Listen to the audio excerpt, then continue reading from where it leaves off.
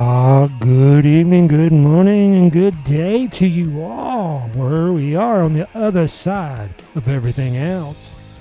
This is the 6th edition. This is the 6th episode. This is the election episode.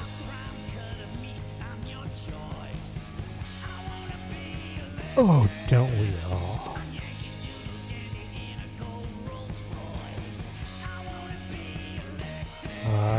Let's get out there and vote, people.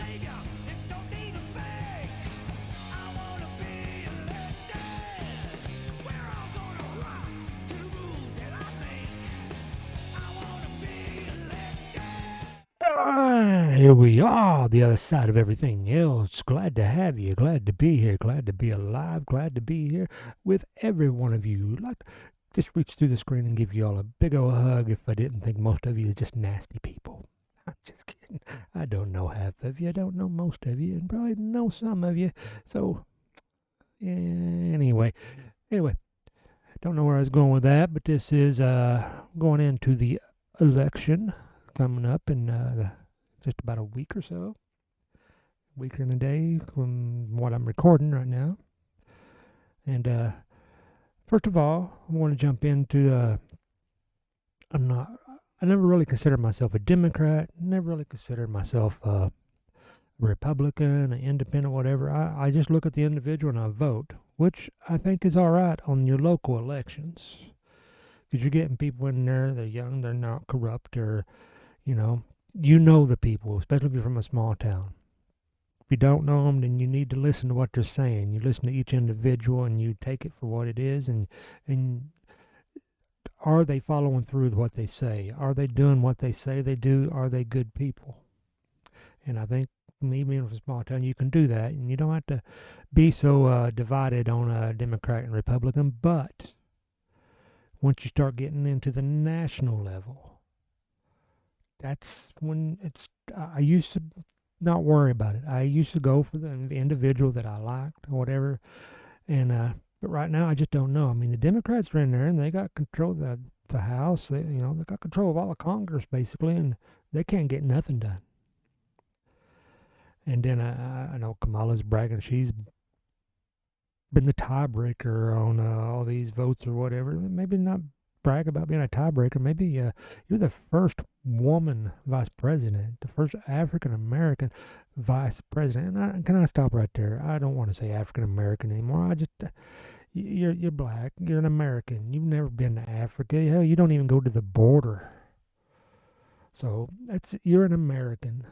That's one thing we need to stop. We need to quit labeling Latin American, African American, Chinese American, whatever, Indian American. It's an American or you're not. So let's just stop that right there. Let's be Americans. And back to my point about the Democrats. I'm not here to bash them. I know there's some good ones out there. I have, family that or some, and all that. But I think most of them agree that everything is in the crapper right now, and you have nobody to blame but who's in office. But let me jump into a little video. And first of all, I want to give a shout out to my Rejected Reality buddy, and hopefully we get that going again pretty soon. And after putting this episode together, I appreciate him a whole lot more on what he did there. It's a lot of work going to find these videos, putting them together, getting them ready for this. And so, let's get Sean. And if you don't follow Sean, because he may be out there taking some time and sprouting some of his knowledge. Because I didn't get a chance to make notes. Like I'm busy with getting a rental together right now. So I didn't make notes where I'm just winging it. Not right winging it, not left winging it, just winging it. And anyway, shout out to him, follow him, see what he's got going on. Hopefully we'll get Rejected Rally back together. But right now we're on the other side of everything else. And it's usually music. We've dabbled in TV and we've dabbled in the movies, but now we're going into the politics. And now we're going into, let's take a look here, what we have here. What do we have here? Let's check in with the leader of the free world, the president who secured more votes than any other in history. Here he is talking about his Veep, Kamala Harris. You elected the highest ranking black Indian with Indian background woman in American history to be vice president. Even he don't know how to address her because they tried to just shove her down our throats as she's black, she's a woman, she's Indian, she's whatever, and they're trying to grab all the minorities they could and trying to do it all in one fell swoop, and it's backfired because, well, I mean, that was him. Let's just take a look at Kamala. Last 18 months, Democrats have delivered. Let me rephrase that. Over these last 18 months, Democrats have delivered big time. I'm so glad she added the big time in there. That kind of put it all in perspective right there, didn't it? Don't laugh. That was the highlight. That was the high point of the speech. And boy, haven't the Democrats delivered big time. Biggest gas prices, big inflation, more than 2 million illegal immigrants crossing the southern border. That's big. And don't forget the dramatic increase in violent crime in Democrat-run cities. No wonder Kamala is proud. Did you know? Even she said Kamala because that's how it's pronounced. You could say, hey, it's Kamala, but that's just because you put a K where a P should be and you're not Pamela, you're Kamala. That's what it is. That's how it's pronounced. You change it, whatever. You can be a they, you can be a them, you can be a horse, a goat, whatever you want to do. But anyway, let's quit changing things and let's just concentrate on what needs to be done, and maybe we'll get something done.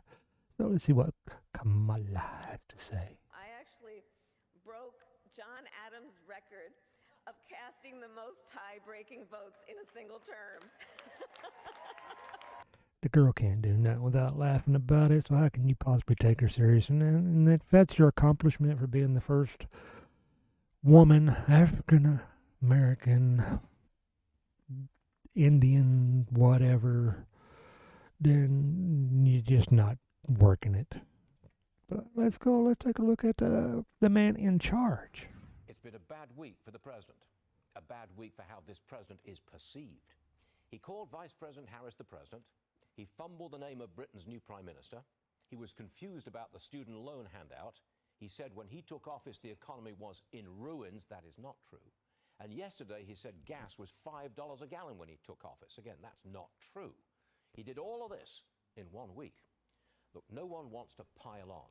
He is the President of the United States, and America wants and needs a focused and energetic leader, but that's not what we have. He's not focused. Watch out if he strays off the teleprompter. He's not energetic, frequently appearing tired and almost worn out. Everybody sees this. Members of his own party keep him at arm's length. Very few Democrats want him to campaign with them. His White House staffers try to keep him under wraps because they know the damage he could do even with a friendly interviewer.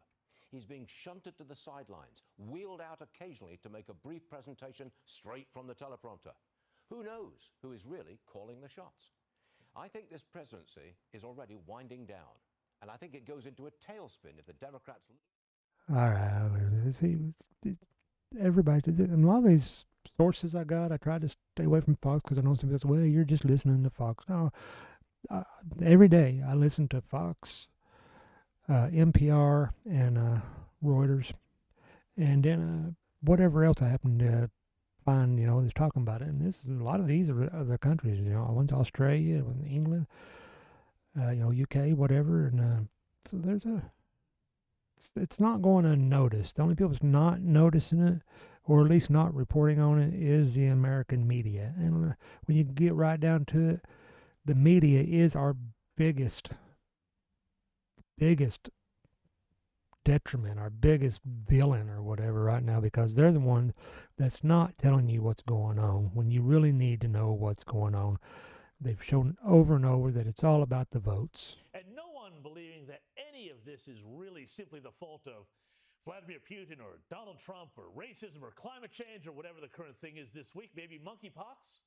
People are starting to look at the man who is sorry, let me try this with a straight face. The man who is in charge of the Oval Office. See, even they Say don't believe Joe he's in Biden charge. And indeed, the entire intellectually bankrupt so-called elite leadership class that are propping him up.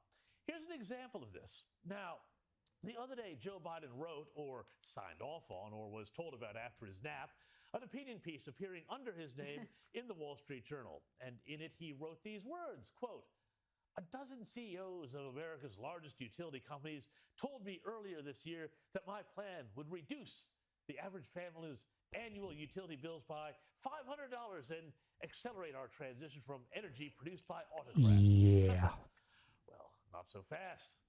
Even the Washington Post, which until very recently has been the modern-day corporate Pravda of the Biden administration, found this to be too much. Their fact checker, the reliably left-biased Glenn Kessler, awarded Biden's claims 4 Pinocchios. And that's the thing about it. Even the people that were behind him at the beginning, I'll start to call him on his bull, you know.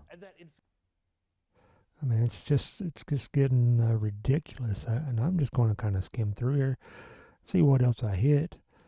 I don't know. Like I said, I have no prep for this because I've got so much going on. 5. Well, great, except there's no record that anyone... Oh, yeah, that right there. That was right before that, Biden had got on there and he had claimed that he was in the Naval Academy in 1965, and that's how he did it. He goes, in 1965. Could find of this thus far. Joe Biden's 2008 autobiography called Promises to Keep, there's a title right out of Orwell, does not mention the Naval Academy. Others have pointed out that the U.S. military was heavily involved in the Vietnam War by the mid-1960s, and had Joe Biden attended the academy, he would have had to serve in the Navy upon graduation. Great, except that Biden received 5 student draft deferments during his 4 years at the University of Delaware and subsequent 3 years at the Syracuse University College of Law. See, so much going on there. So, Joe Biden, I'm a Democratic candidate for the United States Senate. But today, forget the weird stuff that Biden says that doesn't make any sense. We hold these truths to be self-evident. All men and women created by you know the thing. Forget all of that, though. And come on, focus man. on his falsehoods. You know the fact thing that he that does makes it. stuff up, that he does seem to be a fabulist. Here are just 5 examples. Number I'm 1, with my buddy Sean. It's almost like arrest elder in abuse at this apartheid South time, putting Africa. him out there The doing former this. vice president said 3 times during the month of February alone that he got arrested trying to see Nelson Mandela in prison. I had the great honor of meeting him. I had the great honor of being arrested with our UN ambassador on the streets of Soweto. Hey, we know all these are lies. I mean, they're just straight up lies, and anybody's kidding themselves and they're coming up with excuses or just hurting themselves. You gotta vote. I don't care if it's Trump, DeSantis, Abbott, whoever. But you don't like Trump, or you don't like just whatever. Look and see what else is out there. Because just like when Biden was running before, I was truly asking why I should vote for him, and I could not get one answer to tell me why I should. The most common answer was because I don't like Trump, which we see where that got us. And then the second one would be kill yourself, you're a racist. But here's something that you might not know. Does anybody know about the diesel process? And we're about ready to run out of diesel fuel? Why is this happening? And the answer for once is a very simple one. The war in Ukraine. That's why it's happening. A huge percentage of Europe's energy came from Russia. Those imports have now been banned, supposedly to punish Vladimir Putin. What's the result of this punishment? Well, the Russian ruble is now far stronger than it was a year ago. The European economy, meanwhile, is collapsing. Europeans are much poorer than they were when the war in Ukraine started. So how is that a victory for Europe and the West and democracy? Well, that's a fair question. It's an obvious question. But no one in Washington appears to be asking that question. Instead, the Biden administration is doubling down on the self-destructive mistakes that are destroying the European Union. The White House banned Russian oil, natural gas, and coal. It was our moral duty. And then at the same time, the Biden administration crushed domestic oil production here by canceling oil and gas leases. And then, as if that wasn't enough, the Biden administration sold a piece of our strategic petroleum reserve, maybe this country's most important resource, to China. All right. Now, is anybody paying attention? All the answers are right there. We are suffering because we are paying for a war against Russia and Ukraine, which has nothing to do with us because none of that is affecting us. I know they're not NATO, so we can't step in, but we can send them billions of dollars and all kinds of weapons. I know Putin's like, evil or whatever. I mean, maybe so. I don't know. But there's got to be better ways than what we're doing because all we're doing is hurting our people. That's one thing about Trump that I don't see how anybody could deny was a good saying, whether they believed he was following through with it or not. But America first. America first. Say it one more time. America first. We need to take care of our own people. We need to be taking care of our people first. But anyway, it gets on into where we're like 25 days out of being out of diesel fuel. And there's a lot on here on the Tucker Carlson thing. And I couldn't find a lot of people talking about it. I did find one more local one that was saying a little something. Diesel fuel prices are not only high right now, it's just getting hard to find. And there are several factors at play, including the crisis in Ukraine and the transition to cleaner burning fuel. This is an issue that will impact consumers throughout the Triangle and central North Carolina. CBS 17's Dina Harley joins us And live it's a lot, now. mostly Dina, it's like shortages are already affecting North Carolina, states in our region. Virginia, states like that. Yeah, that's right. Just take a look behind me here. You can see the price It's of going to that catch diesel up with here all of in us. Johnson County, $5.09 per gallon. But you mentioned Virginia and South Carolina, two other states dealing with this shortage right now. Even if you don't personally use diesel daily, you will likely still feel these impacts. That's because diesel fuels the trucks and the planes that carry our goods from coast to coast. The shortage also comes at a time when many people are planning that holiday travel. I spoke with a local travel agent today who says while travel prices may go up, you should be prepared to dish out some more cash once you actually get to your destination. Now, see, here's what you got to remember. So, if that's all true, because see, we've depleted our reserves. He keeps dipping in there trying to save the prices because he's trying to save his ass on the his Democratic Party because they keep screwing things up. And when gas prices are high or whatever, people's going to look at that. And I remember when first started going high and all that, they're like, well, he don't have control over the gas prices. That's companies or whatever. If he don't, then how come he's going over begging these other countries to supply it to us? And he does have control whenever he stops a pipeline and he puts restraints and on these leases or whatever.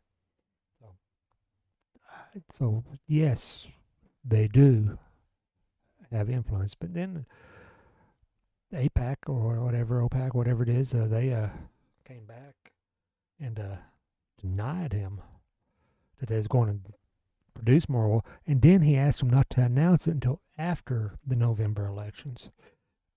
Tell me that is not political. I mean, look me right now in my eye with a straight face with my Rush shirt on and tell me that that's not political. You know it is. But anyway, let's jump back in. We're talking about the elections, and let's see, who else do we have going on here? We'll talk about the fuel and all that stuff. But here's somebody, the AOC. Let's talk about AOC just for a second. Just to show you somebody else in the Democratic Party that got put in there. I don't know why. I don't know why these people are getting voted in. Just the same way a lot of people probably say, well, I don't know how Trump got voted in or whatever. Well, because we needed a change. That's why he got voted in. Because they were running Hillary Clinton, who was just probably one of the most crooked politicians in our history. And still running free. But anyway, here is how she acts. You want to talk about how Trump acts or how DeSantis acts or whatever. Check how she acts. And this is her people telling her she's got to go.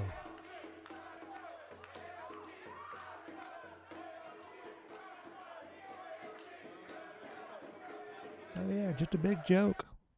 That is AOC dancing off her own constituents at a town hall this week as they are voicing their concerns about. Yeah, it was over. She sent money over to Ukraine, but you also got to remember she's also one of those people that was bailing out rioters in 2020. So I mean that shouldn't even be a surprise. But before we on the election stuff, let's jump into another big, because we got the fuel thing going on, and you got to remember, if diesel fuel stops, diesel fuel stops in 25 days, they're saying Thanksgiving weekend, then everything's coming to a standstill. So you better be stocked up on your food. You better be stocked up on your supplies because nothing's going anywhere. Farm machinery, we're not going to be producing food because you won't have diesel fuel is used in all of it. So it's a pretty scary thing. I mean, that and the whole railroad situation, that's still looming. And I ain't even got that on here because there's so much to go over. But, and then let's talk about the border. I mean, let's talk about that for just a second. Illegal border crossings are at an all-time high, according to Customs and Border Patrol. More than All-time 2.7 high. million migrants crossed the border illegally last fiscal year, which ended on September 30th. Allie Bradley's breaking down the numbers in this morning's border report. She is in a border state in Arizona. Good morning, Allie. Yeah, good morning, you guys. Obviously, unprecedented numbers that we're seeing here. The most migrants ever recorded coming across the U.S. southern border. And in that does include at least 20 people that were on the FBI's suspected or known terrorist watch list. That brings the... See, wait a minute. You got to listen to that. That's the people that they've detained on the known, that they know that was on the list. That's not talking about the people that got through. There's a reason that fentanyl is in, and you got to watch everything you do now because fentanyl is the big time drug. It's going to kill you. I don't care who you are, it's going to kill you. I know you read about these rock stars, they survived heroin, fentanyl. You never read about anybody surviving fentanyl. I mean, if you do, good luck to you. I mean, if that's your brag for the day, but anyway, border all-time high. And then, of course, there's an interview with Kamala not too long ago. Interview with her not too long ago talking about how the border's under control. And then I watched another interview while I was getting all this together where she's talking about, well, I've never been to the border, and I've never been to Europe either. But you know what? You're the vice president. Maybe you should get around a little bit more. I don't know. Get around more than what you just sleeping your way to the top or whatever happened there. I don't know. But so much. I know this might probably going to be run long, but I got to cover the Paul Pelosi. Not the Nancy. We're getting on to Paul, her husband, because it's well known that, their house were broken into. Now to a CNN exclusive. Thank God he is recovering. About the attack on the husband of House Speaker Nancy Pelosi. A source familiar with the incident tells CNN that the suspected assailant had a bag of zip ties during the break-in on Friday. Paul Pelosi is still recovering in a hospital this morning. He suffered a skull fracture and injuries to his hands and right arm when he was struck with a hammer. President Biden speaking about the attack for the first time and blasting those who have propped up conspiracy theories. It's one thing to condemn the violence, but you can't condemn the violence unless you condemn those people who continue to argue the election was not real, that it's being stolen, that all the malarkey that's being put out there to undermine democracy. That right there turned it political. Don't care about Paul Pelosi. Talked about people not claiming that the election was stolen. You know what? Didn't Al Gore do that back in like 2000 or whatever it was? When he lost. Was that Al Gore? Was that Dan? Maybe it was Dan Quayle. I don't remember now. But it's not like he's done it. Hillary Clinton just did it in 2016 when Trump won. Trump does it, and all of a sudden there's a trial. Beats him, get rid of him. You know why? Because they're scared of him. And what scares them is that he's not scared of Clinton and all those cronies. But anyway, that's a whole nother thing. But and I hate to take a thing, but you know what? Some of the things going on, nothing surprises me. There are so many questions not answered in this whole Pelosi thing, and he just, like I said, Biden just made it political, talking about not to throw in the whole election thing in there, and it wouldn't surprise me if Paul was the sacrificial lamb. I mean, get eyes on them and other goods, and then they're putting bad eyes back over on the other side. But even the old Elon Musk, he had his little thing to say. Just days after becoming the new owner of Twitter, Elon Musk raised concerns about spreading misinformation on the platform. He deleted a tweet responding to Hillary Clinton, writing, "There is a tiny possibility there might be more to this story than meets the eye." That's what I'm saying, Mr. Musk. There's just so much it does not add up. And I'm sure that we can say it better on here than what I can say it. Lara, I want to go to you quickly first. In Christina's report, she mentioned that this suspect has ties to writing about QAnon and COVID conspiracies. But when he lived in Berkeley, he also has ties to an address there that had slogans of a completely different kind. Well, that's right. And I think anyone trying to connect this guy in any way to a political party, to any other person, you can't do that. We don't have a motive from police yet. We have very little information. So many questions at this point. I think the only thing we do know is that this guy was obviously very troubled, mentally unstable in some way, as we heard from his ex-wife or ex-girlfriend. Yeah, all mentally unstable. That's really all we know. But you're right, Anita. People are trying to cherry pick these certain things that he posted online and say, well, this connects him to somehow Republicans or conservatives. He lived in a house that apparently had slogans that a lot of people would associate with the Democrat Party or with liberals in some way. So you cannot at any point so far connect this guy in any way to a political party. And I think it's very reckless to do so. Right. I think you're talking about Black Lives Matter slogans, LGBT pride. All right. There we go. See, it even upset Bruce down there. Look at him. He's all upset. But anyway, see, that's what they do, though. The media jumps out there and they try to throw it all one way to make you think one way, instead of putting the whole story out there and letting you make up your own mind. So, please, whatever you do, just make up your own mind. Because the election's coming up, listen to everybody. Because I'm not saying everybody on the Republican side is good and everybody on the Democrats evil. I'm just saying you got to listen to everybody. I mean, the Pelosi thing, it's a terrible thing. And I could keep going on, and they keep going on, because, first of all, Biden tried to politicize it right there. And then he tries to condemn anybody else that does it. No body cam when the police showed up, and there's a third person answered the door. I hear there's a 911 call. I didn't get a chance to check that out, but I have it under authority that there was a third person that made the 911 call. Where's that third person? Who is that third person? And then the windows were broken out from the inside out. And then another thing they talk about in there, just like questions I had right at the beginning, was why is the third most powerful person in our government not have security around? Where's these security cameras? Why? There shouldn't be this many unanswered questions if it's just a basic break-in of somebody going after Nancy, and then Paul had to take the blow for it, Like I said, sacrificial lamb. Media just taking advantage of the story, so they throw it all out there one way and then try to influence your way you're seeing it. But there's so much more to it.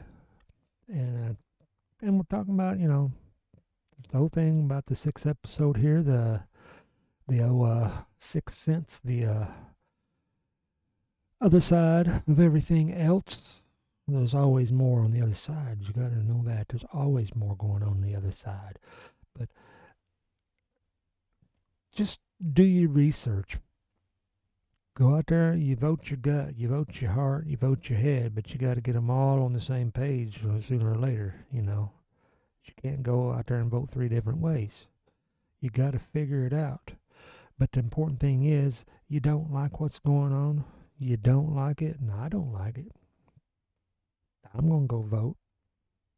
And I'm looking at all of it with open eyes, clear head. You know, heart on my sleeve. You know, like I said, local elections, you got a little more advantage. You probably know the people. You know the people's family. You know how they was when they was growing up. So, you know, you can kind of figure that out a little easier. The national elections, you got to look at the House. You got to look at, you know, the Senate. You got to look at the whole Congress. You got to look at it all.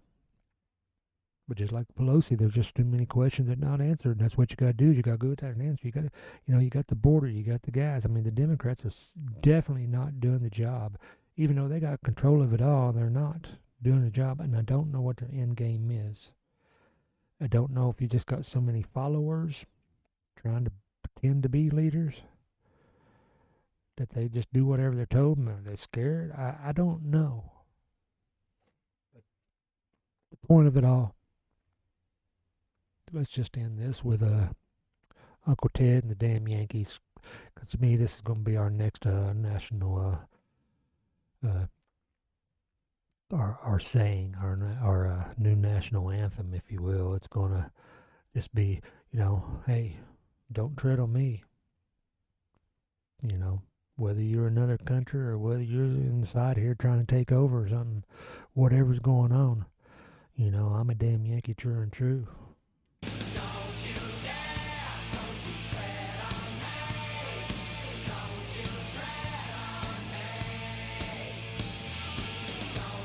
Wow.